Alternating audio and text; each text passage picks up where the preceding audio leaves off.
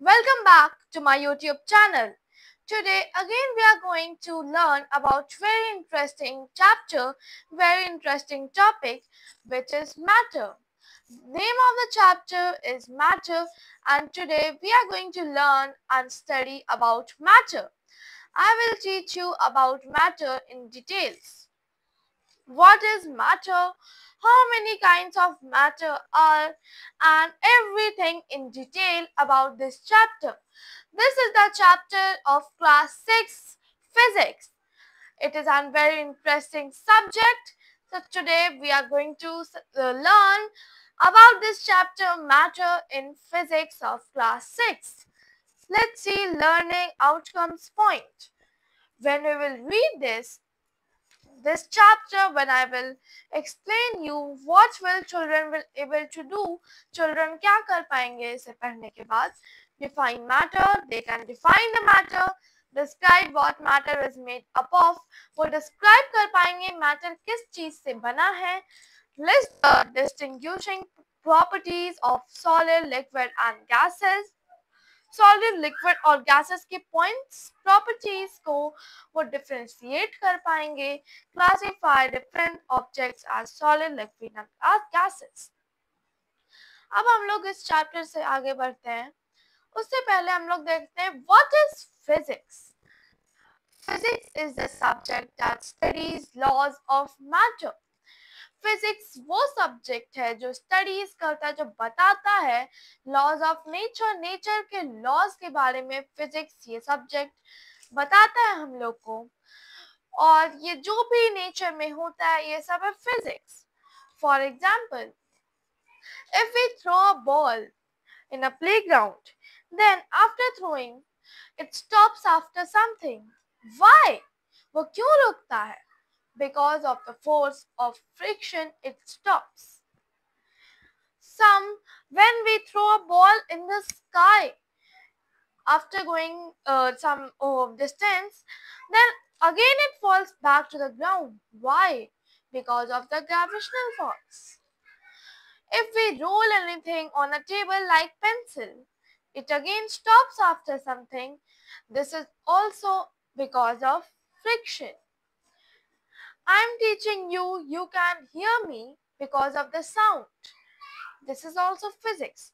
तो ये सारे एग्जाम्पल्स हैं जो यही बताते हैं लॉज ऑफ नेचर. यही है सब्जेक्ट फिजिक्स. अब हम लोग देखते हैं what is matter. Before we understand the laws by which nature works, अब हम लोग पहले पढ़ने से पहले लॉज ऑफ द नेचर, जिससे नेचर काम करता है, उसके लॉज पढ़ने से पहले it is better to classify the things we see before ourselves. उससे वो अच्छा होगा कि पहले हम लोग ये पढ़ें, हम लोग वो क्लासिफाई करें, वो सारे थिंग्स जो हम लोग अपने अराउंड में देख सकते हैं, अपने सराउंडिंग्स में देख सकते हैं. There are various objects around us. बहुत सारे ऑब्जेक्ट्स हैं हमारे पास. जहाँ अभी आप पढ़ रहे हैं वहाँ पर भी बहुत सारे सब ऑब्जेक्ट्स हैं, such as tables, chairs, जो houses, shops, bread, butter, water bottles, friends, parents, relatives, and many more. Pencil, board, anything. They are all the objects that we can see around us. Although these objects are almost different from each other, there is one commonality in these objects. ये सारे object एक दूसरे से different है, अलग है, but फिर भी ये सब में एक कॉमन चीज है. वो क्या है? क्या आप सोच सकते हैं? Let's study. All these substances are made up of matter. ये जो भी हम लोग अपने अराउंड में ऑब्जेक्ट्स देखते हैं ये सब मैटर से बना होता है. जो यही हम लोग को डिटेल में जानना है कि मैटर क्या है. तो ये मैटर का डेफिनेशन है, a thing that occupies space and has mass is known as matter. वो चीज, वो ऑब्जेक्ट, वो थिंग जो स्पेस ऑक्यूपाई करता है एंड हैज मास मींस जिसमें वेट होता है, इज नोन एज मैटर. उसे ही हम लोग मैटर कहते हैं. You can see in the picture table, iron, glass and gas. These are some common things, and these are only known as matter. Now vacuum is not matter. जो vacuum है वो matter नहीं होता है। Vacuum जो खाली वो matter नहीं होता है। Love, hatred and suspicion are also not matter. Love, hatred, suspicion ये सब भी मैटर नहीं कहलाते हैं, because these are emotions. Love, hatred, emotions है, ये मैटर नहीं है. Victory and defeat are also not matter, but gold, silver and bronze are matter. अब हम लोग जान गए हैं कि कौन से ऑब्जेक्ट्स को मैटर कहते हैं और कौन से ऑब्जेक्ट्स को मैटर नहीं कहते हैं. अब ये इन्वेस्टिगेशन है, एग्जाम्पल है जिससे हम लोग ये समझ सकते हैं, मतलब मैटर के बारे में डिटेल में हम लोग और समझ सकते हैं. कुछ एक्सपेरिमेंट्स हैं जो आप कर भी सकते हैं अपने होम में ज़्यादा समझने के लिए. सो इन्वेस्टिगेशन 1.1 है, फर्स्ट है take an old plastic bottle. आप कोई भी एक ओल्ड प्लास्टिक बॉटल लीजिए, cut it into two parts. यहाँ हम देख सकते हैं बॉटल है ये, इसके टू पार्ट्स हैं. उसको जैसे आपका एक बॉटल हुआ उसको आप टू पार्ट्स में कट कर लीजिए. Make a beaker shaped pot from the lower part. हम लोग इस लोअर पार्ट से इसको बीकर शेप्ड बना देंगे. tie it to a strong thread in such a way that it makes a suspension loop. वो जो स्ट्रॉन्ग थ्रेड है उसको इस तरीके से आप टाई करिए जो एक सस्पेंशन लूप का लुक देगा. उसमें लूप, सस्पेंशन लूप जो यहाँ पर ऐसे इसको टाई किया गया, इसी को सस्पेंशन लूप कहते हैं. तो आप वैसे टाई कर लीजिए. Suspend this beaker from the hook of a spring balance and know the weight of this beaker. Suspend this beaker from the hook of a spring, जो ये स्प्रिंग का हुक है इसको सस्पेंड कर लीजिए. ऑफ अ स्प्रिंग बैलेंस, ये spring balance है. And note the weight of the beaker, और जो बीकर का वेट है वो आप नोट करिए. Now fill the beaker with sugar. आप देख सकते हैं यहाँ पर ये स्पीकर को शुगर से फिल किए हैं हम लोग. तो आप एक पार्ट, मतलब एक उसका प्लास्टिक बॉटल का पार्ट को शुगर से फिल कर दीजिए. And know the weight, and again know the weight there. You will notice that the spring balance shows more weight. आप ये नोटिस करेंगे जो स्प्रिंग बैलेंस है वो ज्यादा वेट दिखाता है. Thus we conclude that sugar क्या है? Solid. Sugar, a solid has weight and hence has mass. एक शुगर के पास वेट है, सॉलिड के पास वेट होता है. ये हम लोग कंक्लूड करेंगे क्योंकि जब हम लोग उसके अंदर शुगर फिल किए तो हम लोग को उसका वेट पता चला. And then we conclude that it has a weight and hence has a mass.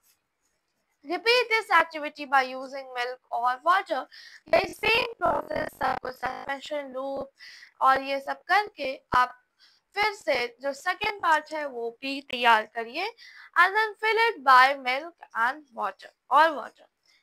You notice that the spring balance shows less weight as compared to the previous instance when you use sugar. और जब आप इसका wait note करेंगे तब आप ये notice करेंगे कि इसका वेट लेस है प्रीवियस इंस्टेंस से. प्रीवियस में हम लोग सॉलिड से किए और इसके बाद लिक्विड से. तो यहाँ पर हम लोग ये भी कंक्लूड करते हैं that solid has more weight than liquid. Thus from this investigation we conclude that solids and liquids have mass and hence has a mass, have weight and hence has a mass. कम है weight but mass है तो. तो हम लोग ये conclude किए first example से कि सॉलिड लिक्विड में मास होते हैं. नेक्स्ट इन्वेस्टिगेशन जो सेकेंड है, make a simple balance with a ruler and string. एक सिंपल बैलेंस बनाइए, ये रूलर है और ये स्ट्रिंग से आप एक बैलेंस बनाइए.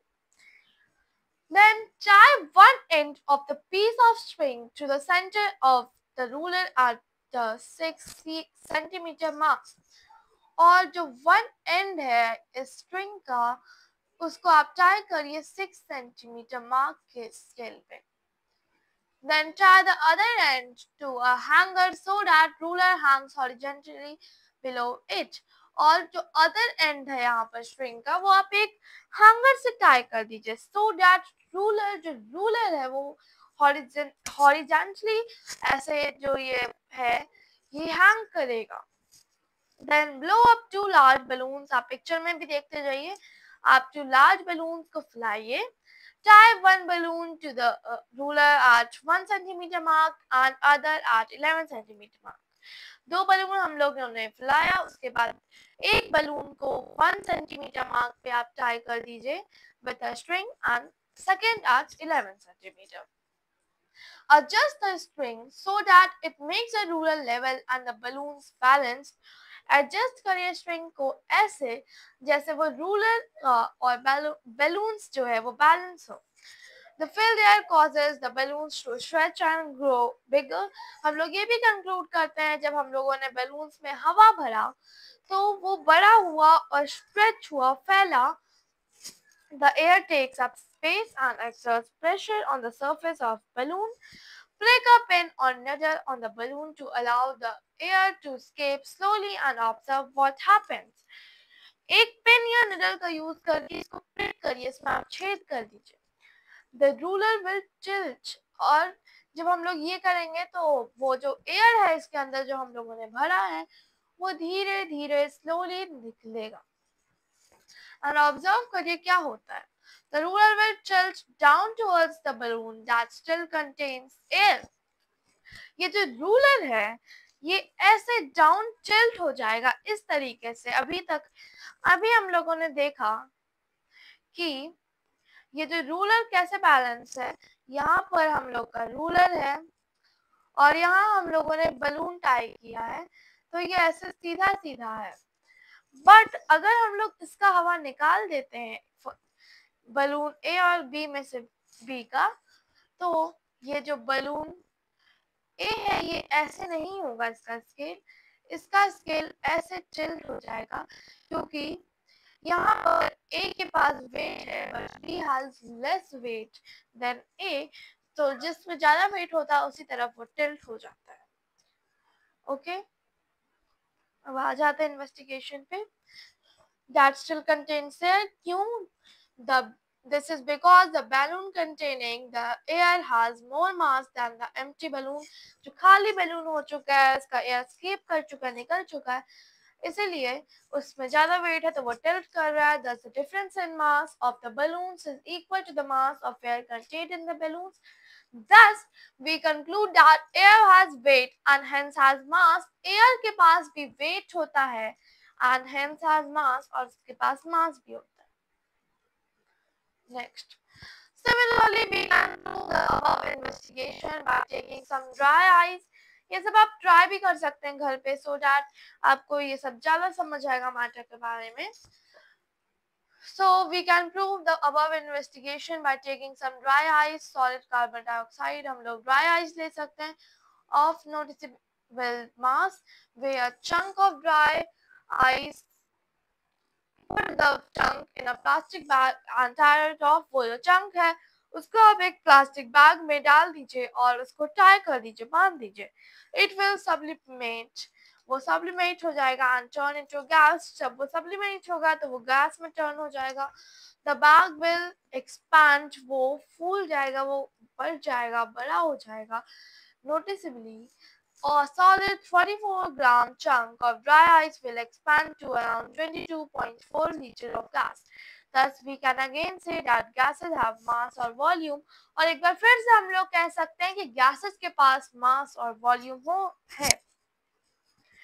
Next है 1.3 investigation। So ये क्या है? Take a glass topper। Glass topper ये आप इमेज में देख सकते हैं यहाँ पर। And tie it with a fine thread। और ये जो ग्लास टॉपर है इसको आप एक फाइन थ्रेड से आप इसको टाई कर लीजिए, बांध दीजिए, या जहाँ पर ये पिक्चर में दिखाया गया ऐसा। Then place an overflow jar on a wooden block। एक ओवरफ्लो जार को आप एक वुडन ब्लॉक पे प्लेस कर दीजिए, रख दीजिए। Then आपको जैसे ही रखना है slowly pour water into it, और धीरे धीरे आपको उसके अंदर वाटर भी डाल देना। जब हम लोग एक ओवरफ्लो जार आप एक इमेज में देख सकते हैं इस पिक्चर में, तो जो ओवरफ्लो जार है उसमें आप फिर धीरे धीरे वाटर डालना शुरू करिए till the water कब तक, till the water starts flowing overflowing through its spout, तब तक डालिए पानी जब तक कि जो इसका स्पाउट है यहाँ से पानी निकलना शुरू हो। Stop pouring water at this moment, और जैसे ही यहाँ से ओवरफ्लो होना शुरू होता है वाटर का, यहाँ पर आप वाटर डालना बंद कर दीजिए। In this situation, the water in the overflow jar is at the verge of overflowing. Place and clean a clean and dry beaker under the spout of the overflow jar. एक clean और dry beaker को आप spout के नीचे रख दीजिए। Now gently lower the glass topper. अब तक तो ये ऊपर था, अब हम लोग इसको lower down कर देंगे, नीचे कर देंगे glass topper को into the overflow jar.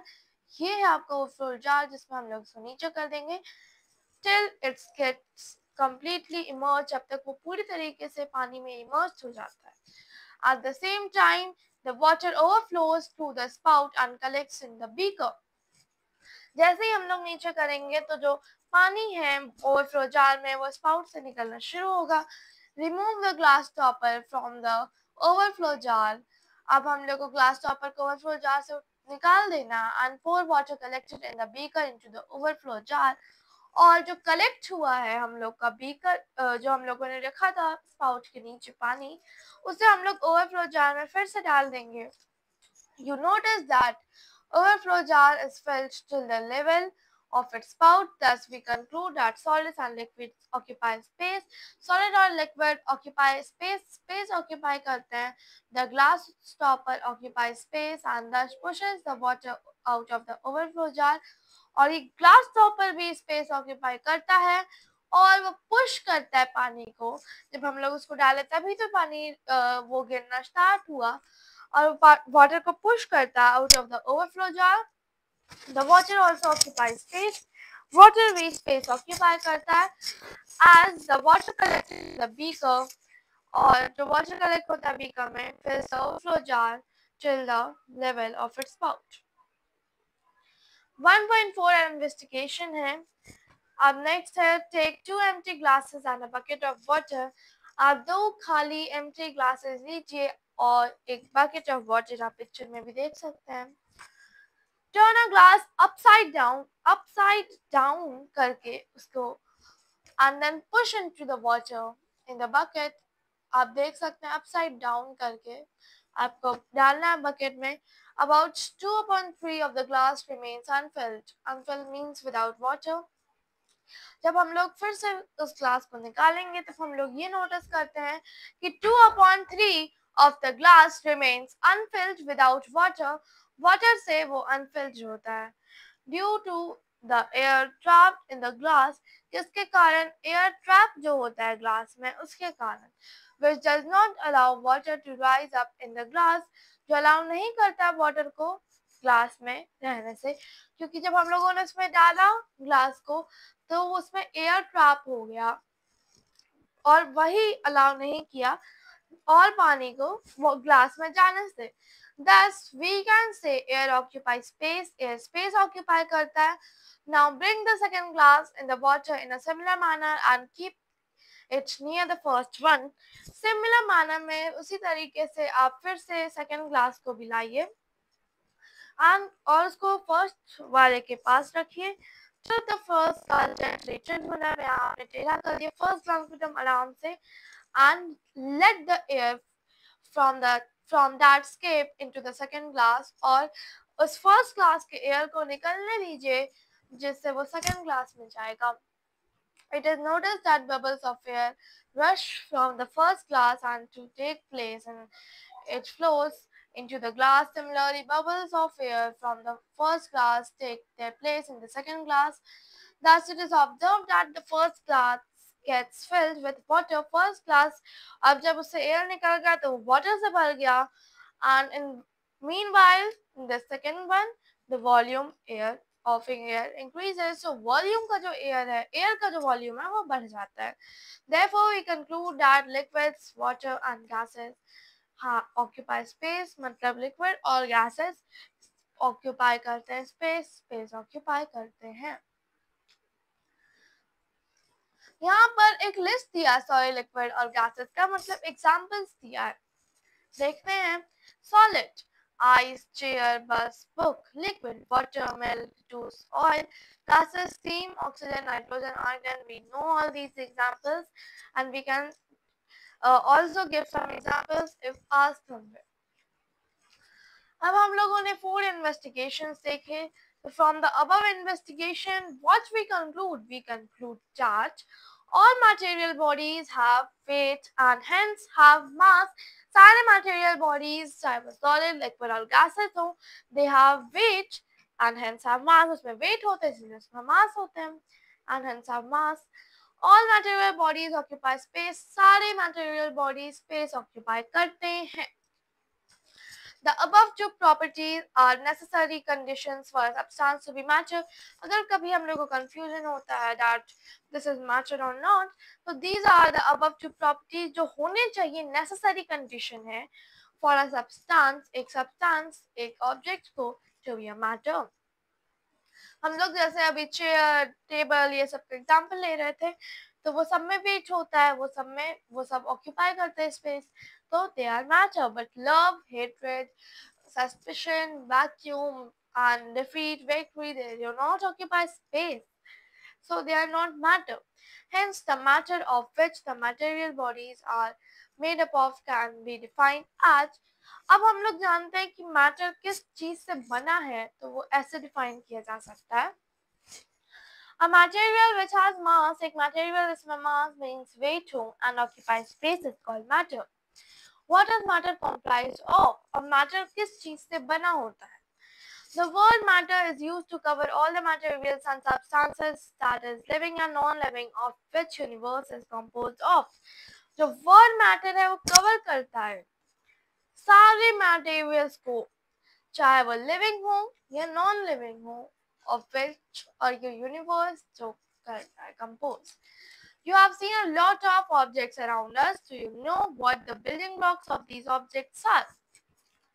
हम लोग बहुत सारे ऑब्जेक्ट्स देखते हैं हमारे आसपास, तो क्या आप ये जानते हैं कि वो ऑब्जेक्ट किस चीज से बना है? Let us take an example. एक एग्जांपल देखते हैं. Every building is made up of bricks. जब भी हम लोग कोई बिल्डिंग देखते हैं कहीं पर भी, तो वो श्योर एक bricks, mud, cement, sand, steel और वुड से बना होता है. So whatever be the type of building, using these components a building can be built. वो किसी भी तरह को यही सारे components उसमें लगते हैं एक building को बनाने के लिए. Just like in the case of building, every object is also thus made up of tiny particles called atoms.